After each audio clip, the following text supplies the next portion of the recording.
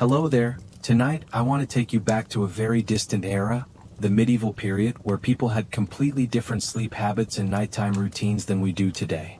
We will get comfortable with the story Beneath the Dust of Time begins in Montfresson, and then explore the two time of sleep of them, When the Night Falls Twice. Before we begin, don't forget to click subscribe the channel so that we can meet every night. And then, let's create a truly comfortable space for yourself. Adjust your bedside lamp to a warm, golden glow, switch your fan or air conditioning to a gentle setting, and set your air purifier to quiet mode.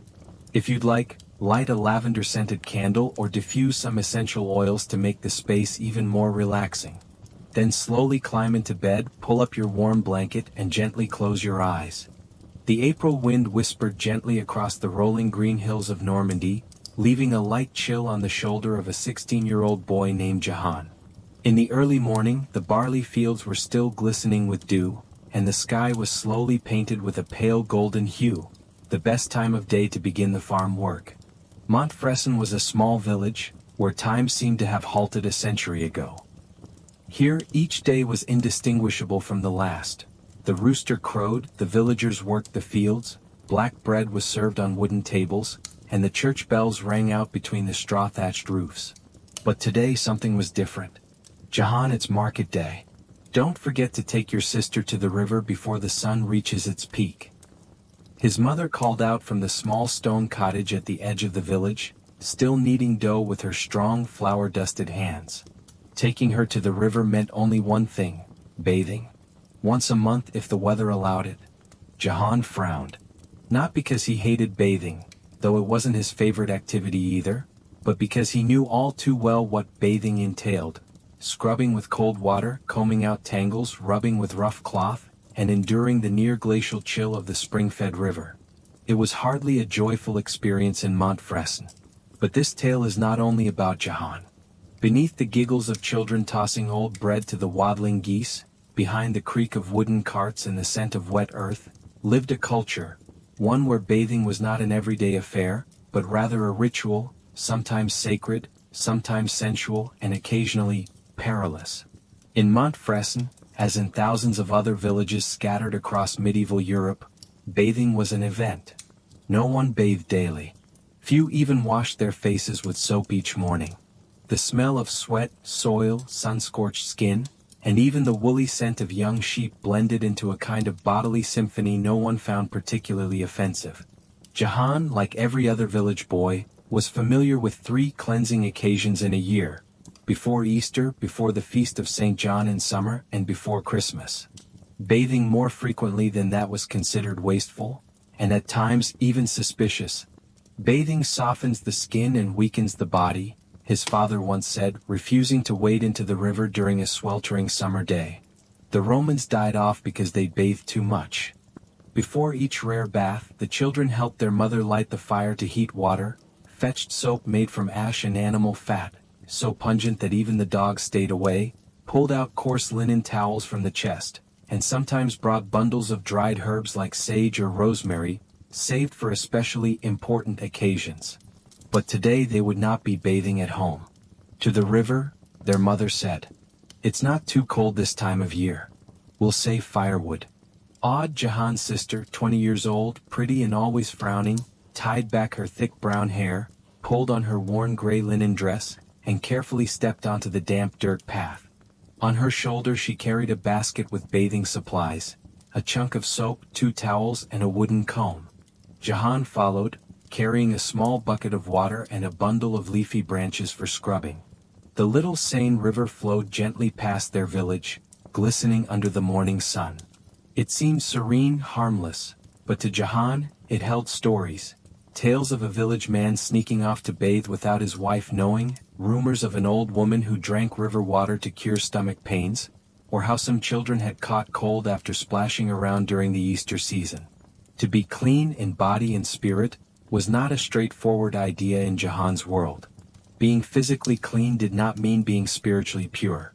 In fact, caring too much about one's body could be seen as vain or even sinful. The church often warned against indulging the flesh. Some monks even advised against bathing frequently, claiming it led to weakness and temptation. Still, no one could deny the peculiar magic of stepping out of the water. A lightness, a sense of freedom, as though not only the dirt but also the gloom of winter had been washed away. Once, Jahan had secretly followed his father to a public bathhouse in Rouen.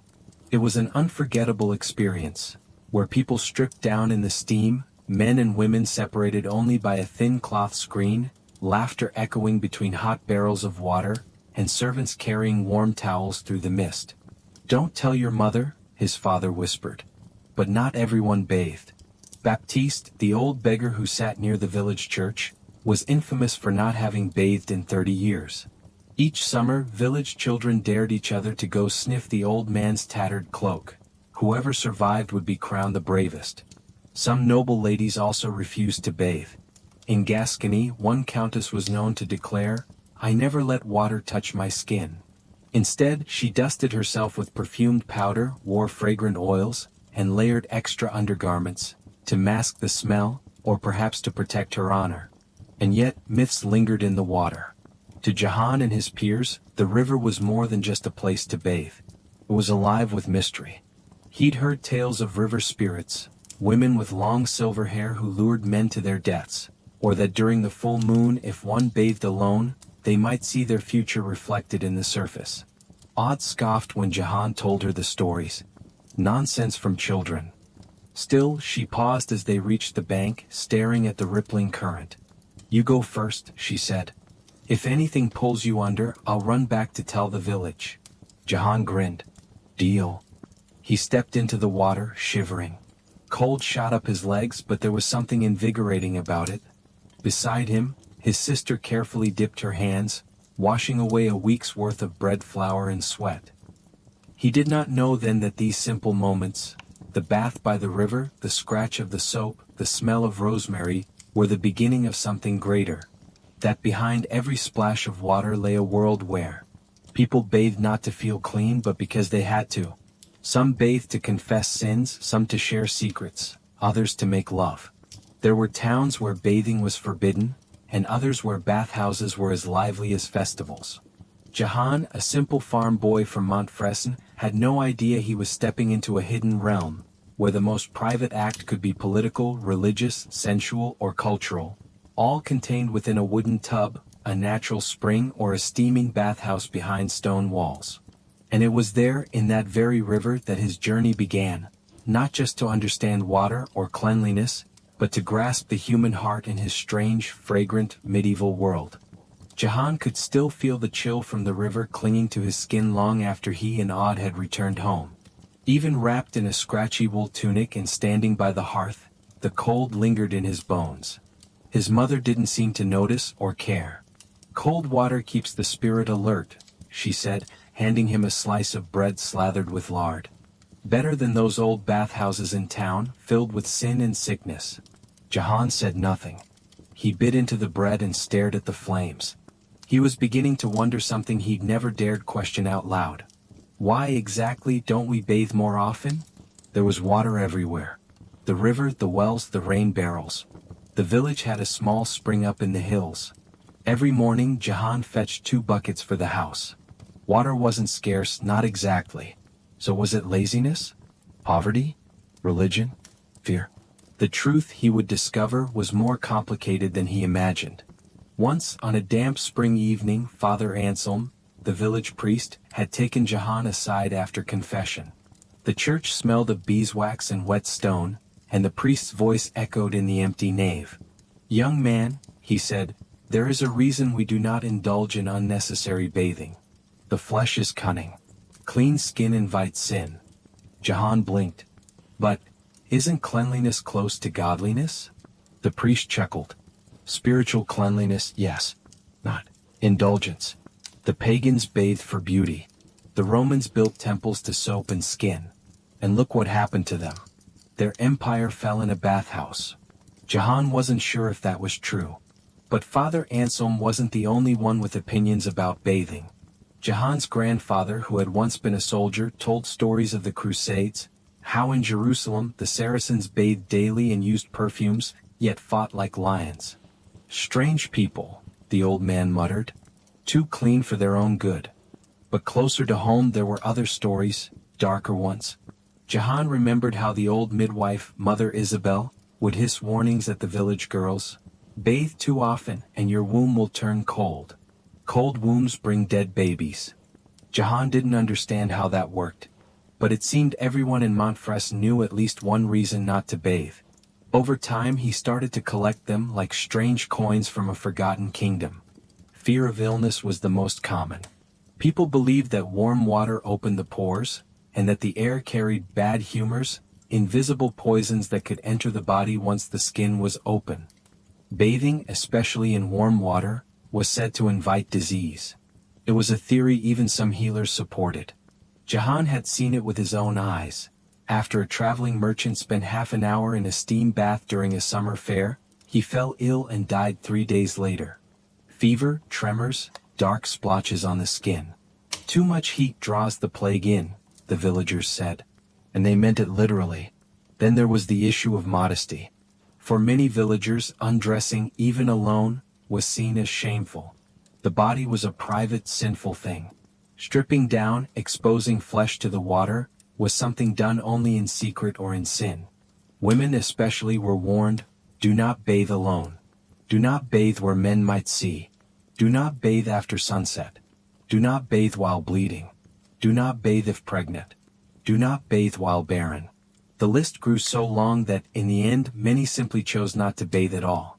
Aude once whispered to Jahan that some nuns at the abbey near Chartres were known to bathe just once a year, on the feast of St. Mary Magdalene, and even then only under supervision.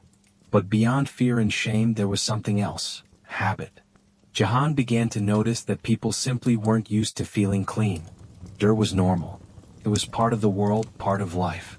Dust clung to every cloak. Grease soaked every cap. Calluses and cracked nails, dry heels, yellow teeth. These were marks of labor, not disgrace. There were smells, yes. Bodies, animals, smoke, sweat, mold. But no one complained. No one seemed to notice. Cleanliness, in the modern sense, simply wasn't a goal. Jahan remembered watching his mother rub the inside of a pot with a rag dipped in sand. She scraped it clean with hard circles, then rinsed it with cold water. That was it. No soap. Just friction. He wondered if his skin was treated the same. Still, there were those who did bathe and paid the price. Old Renard, the blacksmith, had a habit of sneaking off to the river once a week. He would strip behind the trees, scrub with ashes, and rinse quickly in the current. People laughed at him, called him the duck, said his lungs would rot. When he caught a cough in winter and died, the whisper started immediately, it was the bathing. Too much water in the chest.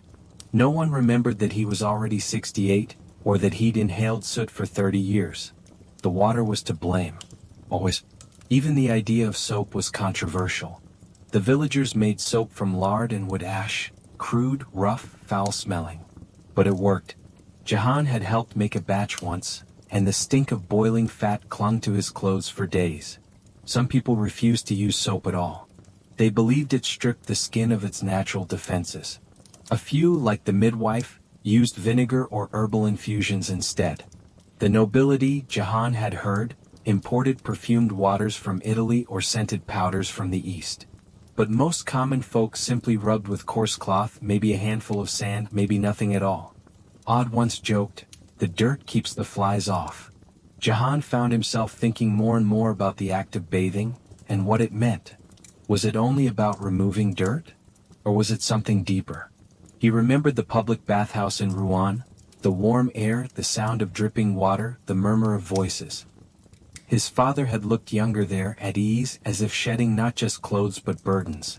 Yet his mother never spoke of that visit. When she said bathhouse, her voice curled in suspicion. To her, it was a place of filth, not of the body but of the soul. I hear things go on in those places, she said once, voice low. Wicked things. Jahan didn't ask what. He began to realize that bathing was a battleground, not of hygiene but of ideas. To some it was a sin. To others a cure. To most it was simply a risk. Risk of disease, of shame, of temptation. Risk of standing apart. For in a world where everyone was dirty, the clean man became suspect. Jahan thought of this the next time he went to the river. He stood in the shallows, water up to his knees, and looked down at his reflection, distorted, rippling half-shadow. He wondered what the water saw when it looked back. The next morning he overheard two women at the village well. They were gossiping about a girl from the next town, a laundress, young and foolish, who bathed too often. She caught a fever, one woman said. Too much washing. I warned her. And always combing her hair, the other muttered. Like a harlot. Jahan carried the water buckets home in silence, but their voices followed him. What would happen, he wondered, if he chose to bathe once a week? Would people think he was sick? Or sinful? Or strange? He didn't know the answer. But for the first time in his life he wanted to find out. That night, he sat by the fire, rubbing a bit of leftover soap between his hands. The smell was sharp, animal. His mother watched him, narrowing her eyes. "You're not going to start wasting water, are you?" she asked. Jahan didn't answer. Because somewhere deep in his mind, a quiet question had taken root, one that would not leave him alone. What if being clean was not wrong? What if it was a kind of freedom? The summer sun in Montfresson was a brutal thing. It scorched the thatched roofs until the straw cracked and curled. It baked the fields until the earth split open in angry, thirsty lines. And it filled the air with a thick, pungent heat, a mix of manure, sweat, and something sour that always settled near the pig pens. Jahan sat under the shade of a leaning apple tree, picking at a splinter in his thumb. He could feel the sweat soaking the back of his tunic, and he longed, achingly, for the cool rush of the river. But there was no talk of bathing today. No permission had been granted. Because in Montfresson and across much of the world, Jahan knew, bathing wasn't something you did when you wanted. It was something you did when you were allowed. And even then, only when certain stars aligned. The weather, the calendar, the church, the family mood, and the firewood supply. The first and most obvious moment for bathing came before the great feast days. Easter, Pentecost, the Nativity of the Lord. These weren't just religious holidays, they were full-body preparations. 3 days before Easter, Jahan's mother would begin boiling water and mixing vinegar with lavender stems. Not for everyone, just for the children. They were to be clean in the presence of God. Jahan hated those baths. The water was always too hot, and his mother scrubbed behind his ears as if she meant to peel off the skin. But afterward, when he put on his second-best tunic and entered the stone church filled with flowers and candlelight, there was a strange feeling of brightness inside him, as if something had been lifted. That was the point, he realized. Bathing before a feast wasn't about comfort. It was a kind of ritual purification. Like scraping off the year's sins along with the grime. There were also family occasions. Weddings mostly. And sometimes funerals. Jahan remembered the summer his cousin Margot married a baker's son from up the hill. 2 days before the wedding, Margot and her sisters disappeared into the barn with 3 buckets of water, 6 clean cloths, a pile of rose petals, and a flask of apple vinegar. They scrubbed until their skin turned red. The wedding itself was a cloud of perfume, lace, and wreaths. Margot looked as though she'd been carved from ivory. "Washing before your wedding keeps the devil off the sheets," Jahan overheard one of the older women whisper. And though no one ever admitted it openly, everyone understood that bathing before marriage was as much about scent and softness as it was about spirituality. Then there were the licensed bathings, moments granted by the church or the lord of the manor. Jahan's village had no bathhouse. But once a year, before midsummer, the baron allowed the peasants to use the old hot spring down the road. It was a muddy basin rimmed with white stone, hidden by reeds. Odd called it the cauldron. Whole families went at once. The air was filled with squeals and splashing and the crackle of bonfires heating extra buckets. That night, Jahan lay awake in bed, his skin tingling from the hot soak. He smelled faintly of sulfur and moss. And for once, nobody complained about the odor of others.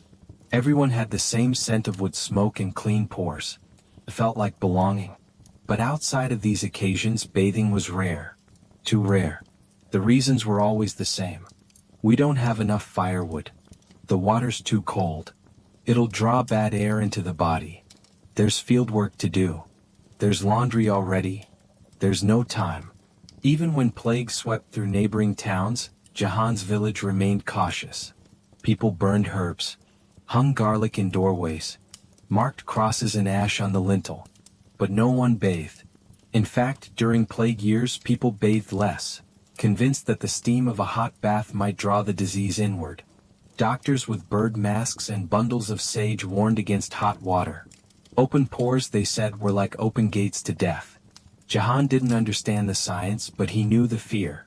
He'd seen a neighbor, pale and coughing, try to bathe in secret one night, only to be found dead 3 days later. The whispers came quick. He boiled his lungs. There were also seasonal rules. In winter no one bathed. Period. The water froze. The air burned your breath.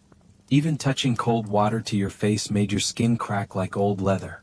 In spring, some daring souls might wash their feet or faces. In summer, a quick dunk in the stream, only with permission. But in autumn, the focus turned to harvest.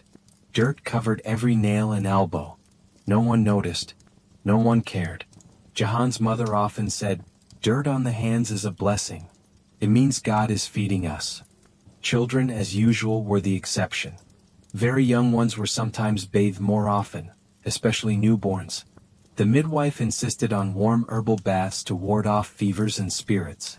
But after infancy the frequency dropped. Jahan bathed more in his first year of life than in the next 10 combined. And after boyhood ended, it wasn't just about practicality. It was about reputation. A teenage boy who bathed too often might be called vain. A girl who smelled too clean might draw suspicion. Who was she trying to attract? Jahan noticed that as his friends got older, they stopped caring about river dips and scrubbing. They started to boast about how long they'd gone without a wash. Dirt became a badge of adulthood. Still, bathing left traces. Whenever someone returned from the river with damp hair, villagers noticed. Whenever someone wore clean linen or used rosemary in their hair, there were comments. Jahan once caught the eye of a girl from the next village. Her braid was fresh, her nails clean. She smiled at him across the hay cart. Later that evening, someone muttered, "She must be working in a rich house." Servants bathe more than their masters these days. It was true. In noble homes, servants and bathmaids did more washing than the nobles themselves. They tended to chamber pots, cleaned feet, washed sheets. They also snuck quick rinses in the scullery whenever the house was quiet. Jahan sometimes envied them. One summer, a traveling tinker passed through Montfresson. He sold tin pots, buttons, and small bars of scented soap, wrapped in cloth, imported from Avignon. Jahan stared at the soap as if it were treasure. The tinker laughed. "Don't get any ideas. You won't smell like a cardinal with this. Just a better kind of peasant." Jahan bought a sliver anyway, hiding it in a rag beneath his bed. He used it only once, before the feast of St. Martin, and he'd never felt so alive. But afterward, Aude sniffed the air and asked if something had spoiled in the house. He said nothing. In time, Jahan learned to mark the calendar in a new way, not by months or moons but by baths. There was the Easter bath, the summer hot spring bath, the wedding bath, someone else's, the feast bath if there was enough firewood, the funeral wash with cold water and rosemary, and the occasional river splash, if luck and weather aligned. Each one left a mark. Each one felt like shedding a layer of skin, or sin. And each one reminded him that water, though everywhere, was never just water. On the eve of St. John's Day, the villagers gathered for a bonfire. It was one of the rare nights when even the most cautious hearts softened. "They say if you bathe at midnight," a girl whispered to Jahan, "you'll dream of the one you're meant to marry." He almost laughed. But just before midnight, he crept down to the river alone. He slipped into the water, silent and shivering, the stars bright above him. He didn't dream of anything that night. But when he woke, something inside him felt lighter. Jahan stood near the village well, wiping the back of his neck with a square of rough linen. The air was thick with dust and hay, and the hammering sun had turned the water in the bucket tepid. He dabbed his face and glanced around. No one else seemed to mind the heat. No one else was washing. He'd started noticing it more now, the way each person in the village had a different relationship with water. Some avoided it. Others feared it. A few flirted with it in secret. If bathing was a rare and peculiar thing in Montfresson, How people did it depended entirely on who they were. He thought first of course of men, the laborers, blacksmiths, millers and shepherds who walked around dust-covered and sun-browned, their hands like bark, their beards stiff with dried sweat. Men bathed when they bathed for two reasons: injury or indulgence. When a man cut himself in the field or took a bad fall, the wound was often washed, usually with cold water, wine or vinegar. Jahan had once seen the cooper soak his foot in a basin after stepping on a nail. He grimaced through the pain, muttering about saints and bad luck. But it was the only time Jahan ever saw him willingly wash. Otherwise, men might bathe only when they had an excuse to celebrate: a marriage, a pilgrimage home, a holiday with drink. The rest of the year they wiped their faces with cloth, scraped dirt from their hands, rinsed mud from their boots. That was it. Anything more was considered soft or suspect. Jahan remembered how some of the older boys mocked a groom from another village who arrived smelling faintly of mint. Perfumed like a girl, they laughed. Women, however, followed a more complicated dance. They were expected to remain modest, but also clean, at least in certain ways. Jahan's mother never fully undressed to wash. She used a basin, a cloth, and boiled water. The door stayed locked. The window shuttered. Her baths were done in silence, early in the morning, once every few weeks, often when something important loomed. A holy day, a gathering, a visitor. He'd once glimpsed Odd bathing in the river, fully clothed, laughing with two other girls. They splashed only their arms and feet, pulling up their skirts just past the knee. He turned red and looked away. But the image stuck with him. For women, bathing was always a balance between care and caution. Midwives and older wives instructed girls how to bathe without letting water enter the body. There were rumors, strange half-scientific ones, about how water could damage a womb, carry spirits inside, or spoil a woman's monthly bleeding. Even during childbirth, Jahan heard that many women were not permitted to bathe for weeks after, lest the water wash away the milk. Still, women found clever ways to clean themselves. Scented cloths, herbal rinses, vinegar wipes, powdered lavender in hair. It wasn't that they didn't wash. They just couldn't be seen doing it. Children were a different matter entirely. Babies especially were scrubbed like pots. Jahan's youngest cousin, Lyon, was bathed once a week in warm goat's milk with crushed chamomile. The midwife said it protected his skin. He howled and wriggled in the copper basin like a frog, while his mother sang lullabies and patted his arms dry with linen cloths. The first year of life was considered sacred and vulnerable. Jahan remembered how every birth brought a surge of ritual bathing. First the child, then the mother, then even the household dogs. Water in those early days was both shield and sanctifier. But the older a child got, the less water touched them. By age 5, most kids were lucky to get a washing before feast days. They splashed in puddles, rolled in hay, rubbed mud on their faces, and no one minded. Jahan once asked Odd why adults let the children get so filthy. She shrugged. Dirt keeps them alive. A little filth is armor. And there was truth to it. The cleaner children often fell ill. The wild ones, the mud-caked, barefoot, scabby-kneed little devils, lived longer. The elderly, on the other hand, rarely bathed at all. Jahan's grandmother hadn't stepped into a bath in 20 years. My bones are too old for the shock, she said. And what's the point of cleaning something that's already halfway buried? Instead, she wiped her hands and face with warm cloths soaked in rosemary and sage.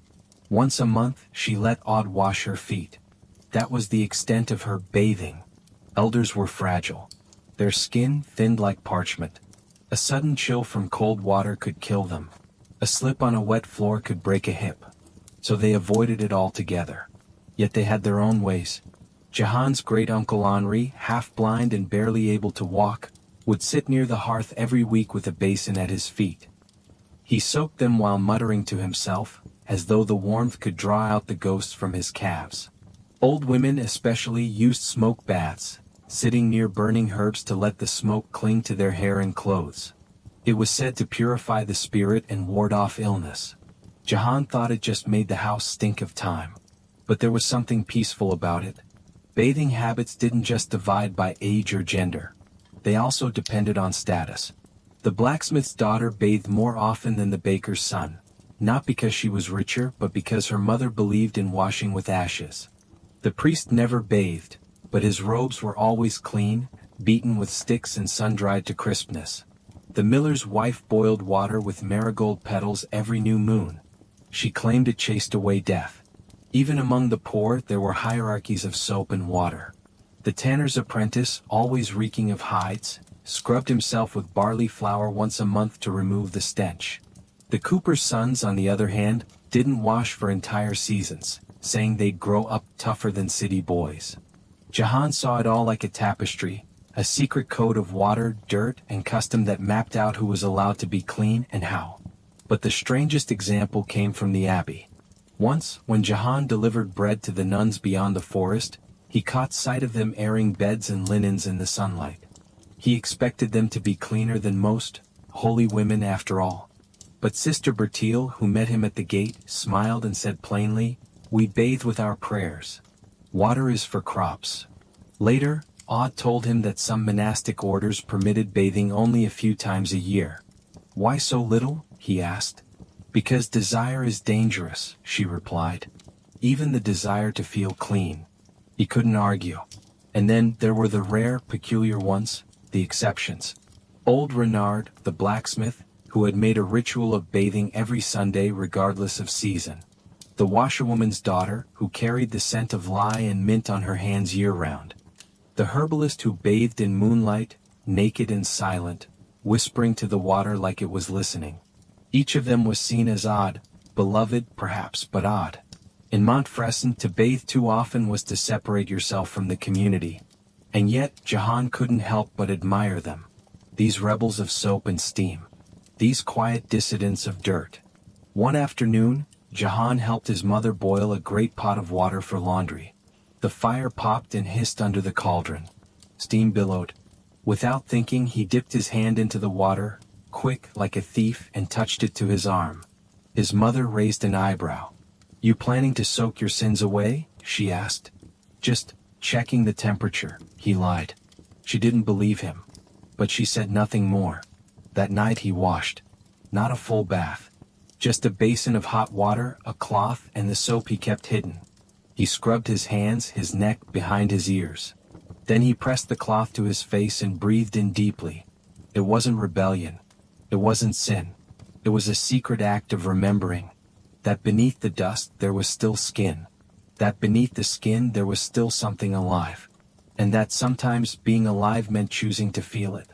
There were days when Jahan stood beside the stream at dawn, staring at the sluggish flow of water, imagining what it would be like to dive into it fully.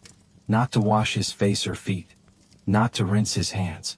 But to truly submerge like the herons he saw in the reeds, wings spread, bodies silver and free. But such a thought was almost sinful. In Montfresson, water wasn't for joy. It was for survival. And survival in the Middle Ages was always about usefulness. Where you bathed, if you bathed, depended entirely on what you had. Jahan had never seen a bathroom, not as people in distant cities described them. There was no tiled chamber, no flowing spout of clean water, no tub carved from marble. That belonged to nobles and abbots. Those strange creatures whose skin was as pale as parchment and who never smelled of goats. For the people of Montfresson, there were 3 places one might bathe. The river, the tub, or the bucket. The river was the oldest. It had been there longer than any house in the village, longer than even the chapel. It snaked past the edge of the fields, cold and brown-green, its bottom slick with moss and stones. Children splashed in it during summers. Women washed clothes on its banks, beating linen with flat stones. On very hot days, Jahan saw boys wade waist-deep, grinning, careless, nearly naked. But few truly bathed there. It wasn't about modesty alone. The river was considered wild, unpredictable. A place where spirits lurked, the drowned souls of villagers lost in floods or cursed lovers who walked into the water and never came back. Jahan's grandmother warned them never to go near it after sunset. "Water that runs in the dark remembers too much," she said. Still, once or twice, Jahan had gone down alone at dusk, stripped to his undershirt, and stepped into the stream just far enough to feel the cold bite of the current on his thighs. It was like being touched by an old god. One that didn't love you, but didn't hate you either. Then there was the tub. At his uncle's house, a wooden barrel served for brewing beer most of the year. But on feast days or wedding weeks, it was hauled into the main room, scrubbed clean with vinegar, and filled with water warmed by the fire. Jahan had only bathed in it once, when his cousin married a girl from 2 villages over. The whole family took turns. The oldest went first, the youngest last. By the time it was Jahan's turn, the water was gray with specks floating like ash. But he remembered the feeling of sinking in, the wood warm against his back, the steam rising. He didn't care about the dirt. It felt like baptism. Not of the soul, but of the body. He asked once why they didn't do it more often. Because firewood doesn't grow itself, came the answer. And it was true. Heating that much water meant cutting, hauling, splitting, and tending flame for hours. Baths were a luxury of labor. The bucket, though less romantic, was the most common. Jahan had seen his mother fill one at the well, carry it back with effort, and heat half of it in a pot. The other half she left cool. Together, they made a basin's worth of lukewarm water, which she used to wash his father when he was ill. A cloth, a bar of soap, a stool. That was enough. Soap itself was a treasure. They made it at home from animal fat, ashes, and herbs. Jahan remembered the smell, sharp, acrid, smoky. Clean doesn't mean sweet, his mother often said. She boiled the lye until it thickened, poured it into molds made of bread crusts, and let it cure near the hearth. When it dried, it became hard, pale, and gritty.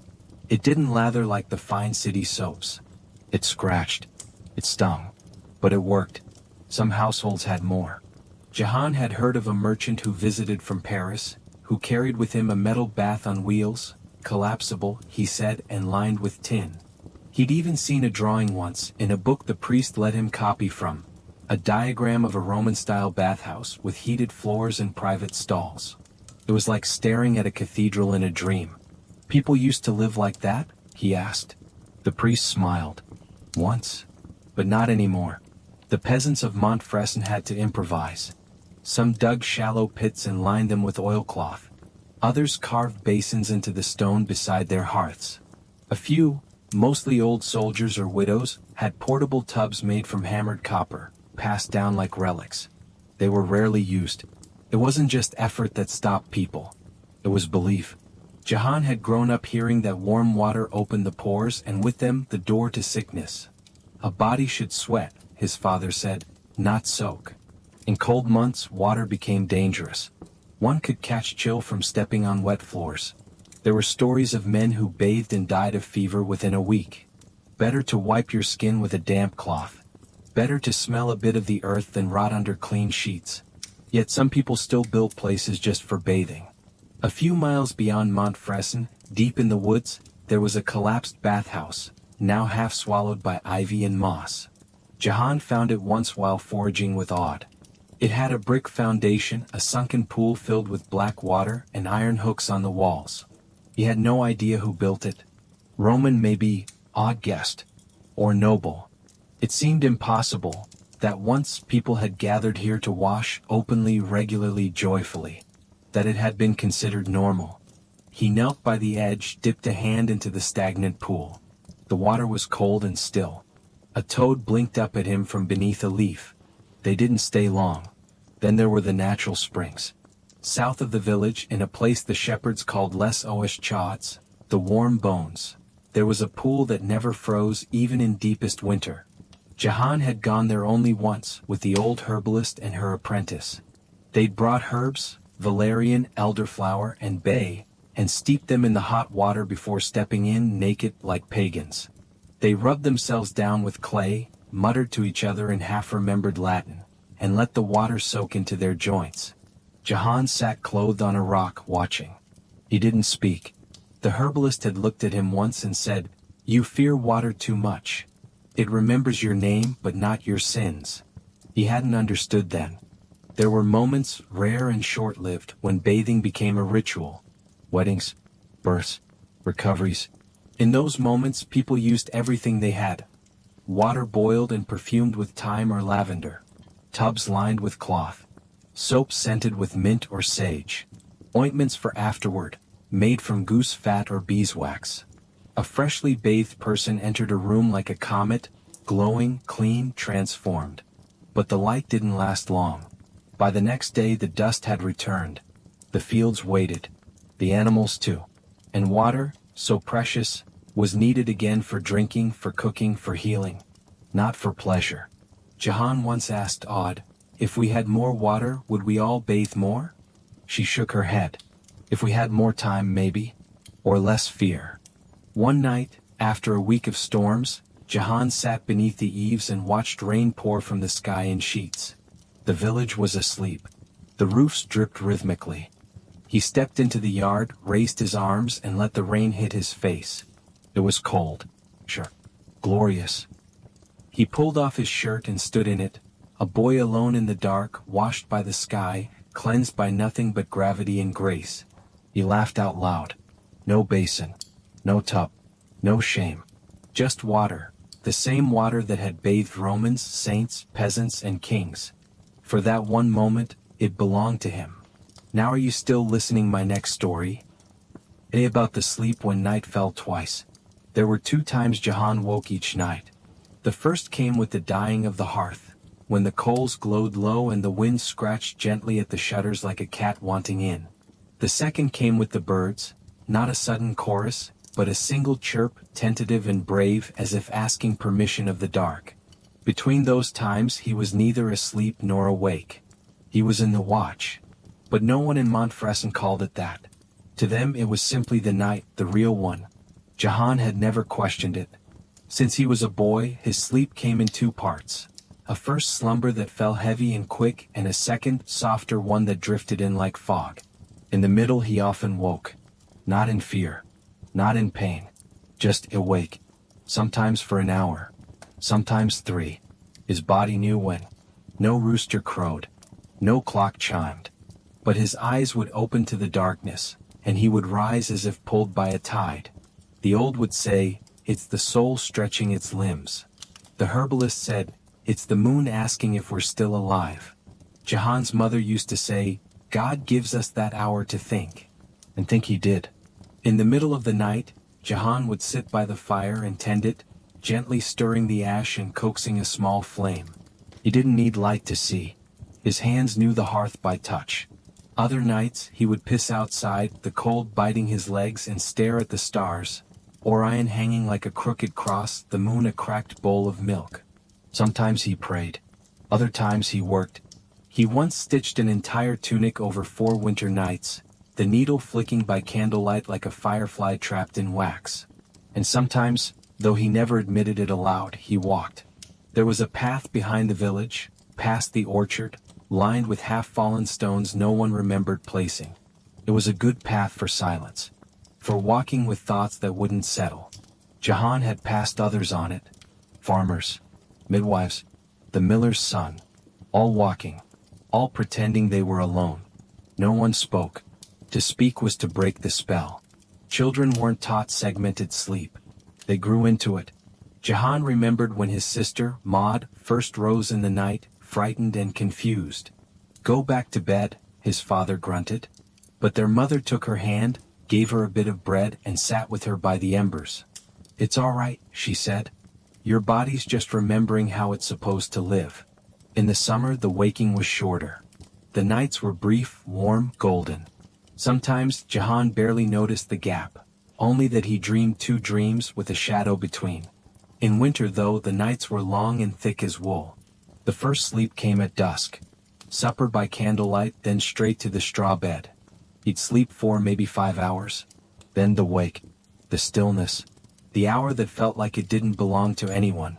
And then, finally, the second sleep, deeper and stranger. That was when the dreams came. The real ones, the ones with wolves that spoke in riddles, or women made of bees, or roads that led to oceans where none had ever been. One night he asked Odd, his friend, his not-quite love, if she woke too. Of course, she said. That's when I do most of my thinking. About what? She shrugged. What I'd do if I were born a man. Where the river ends. Whether birds dream. Jahan grinned. You dream with your eyes open. And you don't? She shot back. He didn't answer. Books he'd learned spoke of this waking hour. The monks at the abbey rose for matins, prayers sung in pitch dark, voices like bells underwater. The priest said it was a holy time. God listens better when the world is asleep, he told Jahan once. Others weren't so sure. Some villagers feared the wake hour. Said it was when spirits walked, when witches stirred their pots, when the dead whispered truths too sharp for day. But Jahan never feared it. He treasured it. It was the only time he felt undisturbed, unjudged, unmeasured. In those hours he was simply alive. His grandfather used to tell a story of a king, name forgotten, who ruled wisely because he slept twice each night and walked among his people between sleeps. Disguised as a farmer, he learned their troubles, fixed their roads, and knew their griefs. Only a man who lives in the night knows what burdens the day truly carries, he'd said. Jahan didn't know if it was true, but he liked to think it might be. There were times, though, when the waking hour was lonely, when the fire refused to light, and the wind howled down the chimney like a dog in pain. When his body ached and his thoughts grew heavy. When all he could do was lie still, watching the shadows shift on the ceiling, counting heartbeats. But even then, even in loneliness, he never wished the second sleep would come faster. Because the waking hour wasn't empty. It was his. And that made all the difference. Jahan once asked the village herbalist why he always seemed to be awake at strange hours. Not just in the morning, but in the odd, ghostly middle between sleeps. The man, old as rain and dry as bark, had simply said, "Because that's when I remember I'm alive." Jahan liked that answer. But as he grew older, he began to wonder, why did everyone wake? It wasn't just him. Or Odd. Or the miller's boy with the limp. The entire village seemed shaped by this rhythm. 2 sleeps in the valley between. It wasn't questioned. It wasn't explained. It just was. But Jahan was not the kind to leave mysteries untouched. In his 21st summer, he traveled with a trader to St. Lo, a larger town near the coast. There, in a scriptorium tucked beside a damp old church, he stumbled upon a Latin manuscript that mentioned it plainly. The first sleep falleth swift, and waketh midway through the night. The second followeth after, rich with dreams and visions. He nearly dropped the candle. They knew, he thought. They've always known. In the years that followed, Jahan gathered stories. From charcoal burners and fishwives. From beggars and priests. From a French knight who had returned from the wars in Spain with a fevered stare and no memory of his name. They all spoke of the watch hour, that midnight realm between rests. Some feared it. Some prayed through it. Others used it to work, write, or love. Jahan began to see a pattern, or rather, many reasons woven into one. The first was practical. In Montfresson there was no light but fire. Candles were expensive. Oil was hoarded like treasure. And the sun, fickle in winter, vanished by late afternoon. People rose early. Worked until dark. Suppered at dusk. There was no reason to stay up once the stars came out. Not in a world without clocks, without taverns, without books. Sleep came naturally, heavily, not as an escape but as a pause. But the human body wasn't made to sleep through 12 or 14 hours of cold darkness. Something inside stirred after 4 or 5 hours.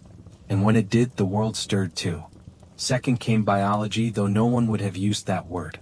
Jahan noticed the elderly always woke longer.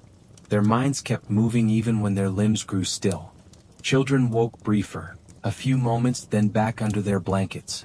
Young men, if they weren't too drunk, often woke with fire in their veins and desire in their eyes. Many a bastard in Montfresson had been sown during the watch hour, when the world was quiet and the body bold. Even animals did it. Cows shifted. Dogs rose, sniffed, then lay back down. The night was not a dead thing. It breathed. Third was climate. Jahan had heard from a traveler, a swarthy man from Sicily, that in his village people stayed up late into the night and napped through the hottest part of the day. No second sleep.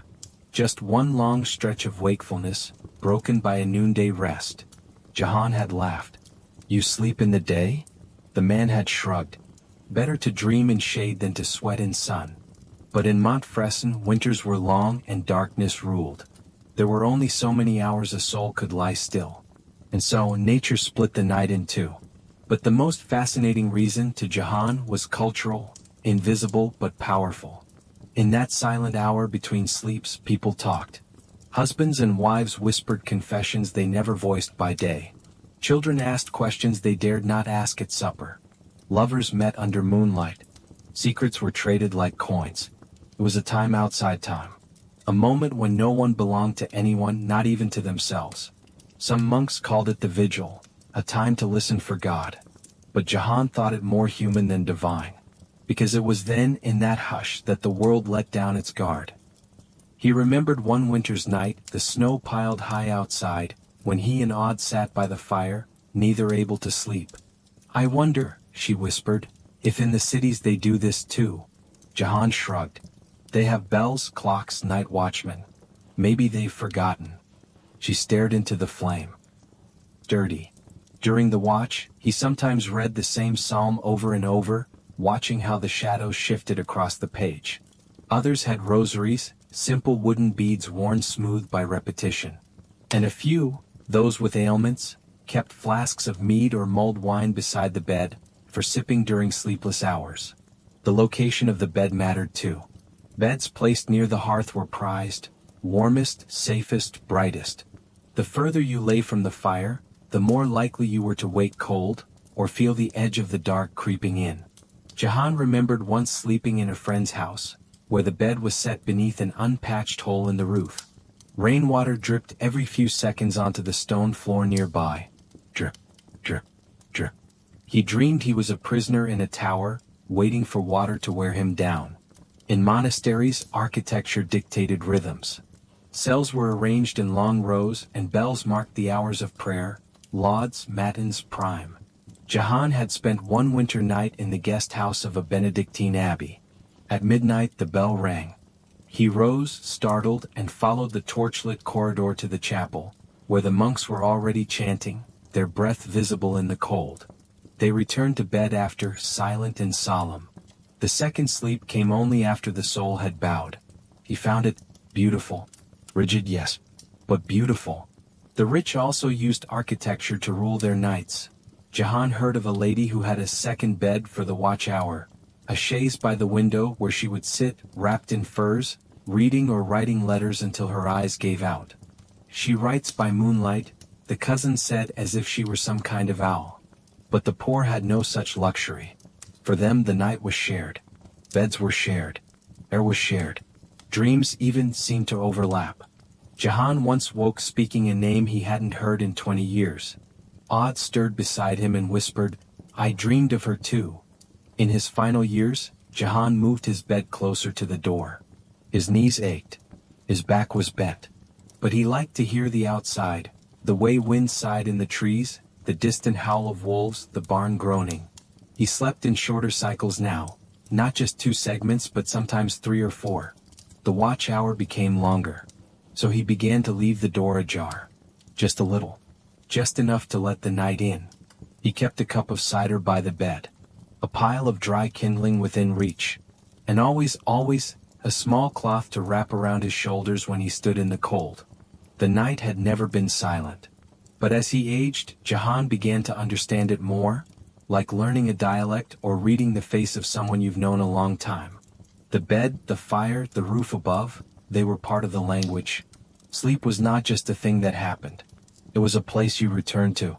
Not all souls returned to sleep quietly after the midnight waking. Some did not return at all. Jahan learned this one winter, when he took a job watching the baker's kiln through the night. A foul-tempered man named Mace had the early shift, and Jahan took the second. He arrived around midnight, half asleep, wrapped in his cloak, only to find the bakery full of laughter and glowing like a forge. 2 women sat on flour sacks, sipping wine. One man, a tailor by trade, strummed a lute made from a broken shovel. Mace stirred the fire while whistling a tune that had no beginning or end. Jahan blinked. "I thought you were all asleep," he said. "We were," one of the women replied. "But now's the best time." That was the first time Jahan saw it clearly. The night was not still. It had a second life, tucked between first and second sleep. It wasn't loud. Not like the day. It was softer but just as full. In Montfresson, the watch hour was when you might slip out to visit a neighbor, especially if that neighbor was someone your family disapproved of. You might light a candle and sit alone writing a letter, or play dice by the fire with your brother, murmuring bets no one else would hear. A priest might pray. A widow might weep. A couple might roll into each other's arms.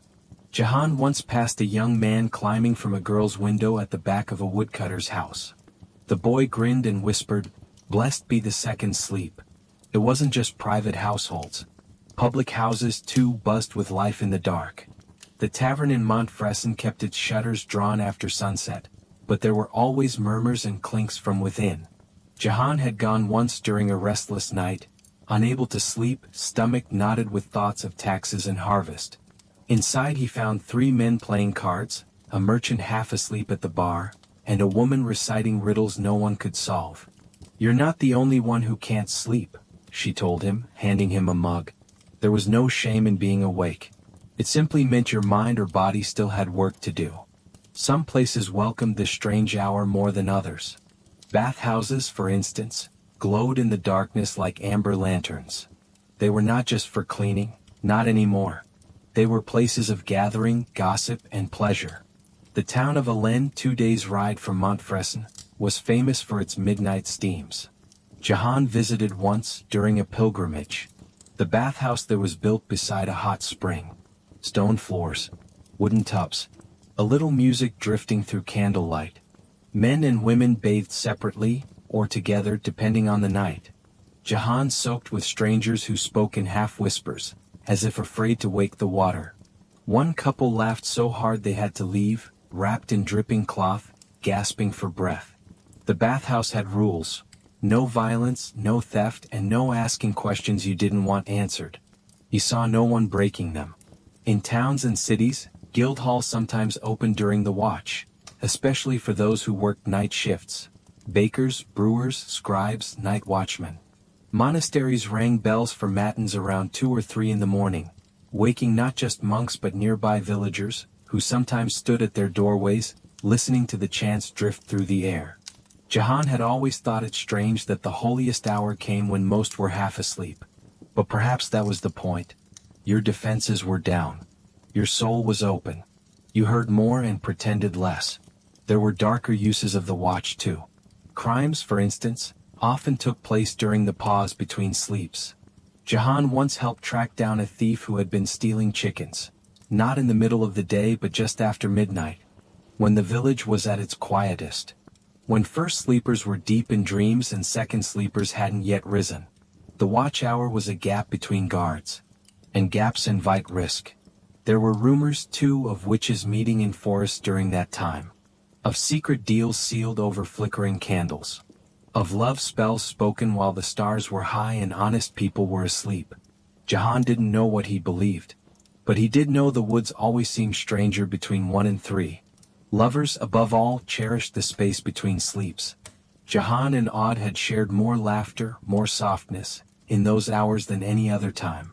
There was something about waking together, half-conscious, warm, not yet tangled in the duties of the day, that made touch sweeter, words softer, desire simpler. In that dim in-between world you could speak without judgment, hold each other without expectation. Once Odd said, "When the world is asleep, I remember I still love it." Jahan hadn't understood then. He did now. Over time, some began to write about the second sleep. Scholars mostly. And monks. They gave it names: the watch, the midnight interval, the waking rest. But for villagers like Jahan, it had no name. It was just part of being alive. You woke, you waited, you slept again. That was the rhythm. Like the tide. Like breath. But then, slowly, things began to change. Lamps grew brighter. Streets were lit in cities. Candles became cheaper. People stayed awake longer. And somewhere the second sleep began to vanish.